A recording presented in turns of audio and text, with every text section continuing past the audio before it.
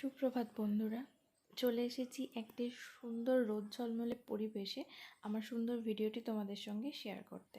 প্রথমে চলে এসেছি রান্নাঘরে। আজকে মিক্স ডাল করার ইচ্ছে রয়েছে, তো সেই জন্য ডালটা একটু আগে ভেজাতে দিয়েছিলাম। সেই ডালটা ভালো করে ধুয়ে নিচ্ছি, এরপর দেবো সিদ্ধ করতে। চলো, সিদ্ধ করতেও বসিয়ে দিয়েছি।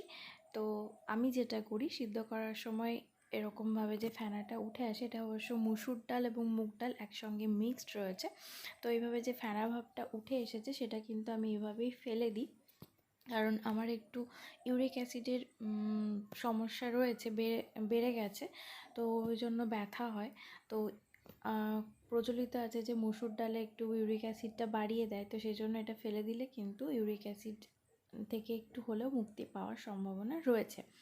তো তারপরে চলে এসেছি সবজি কাটতে। আজকে পটল ভাজা, মিক্স ডাল, উচ্ছে আলু সিদ্ধ, তারপর মর্নিংয়ে রয়েছে রুটি, তার সঙ্গে রয়েছে সাদা আলুর তরকারি। তো চলো সবজিগুলোকে সুন্দরভাবে কেটে নিচ্ছি। এছাড়াও আমি একটা বলতে ভুলে গেছি, আজকে কিন্তু আমাদের বাড়িতে লোটে মাছ হচ্ছে।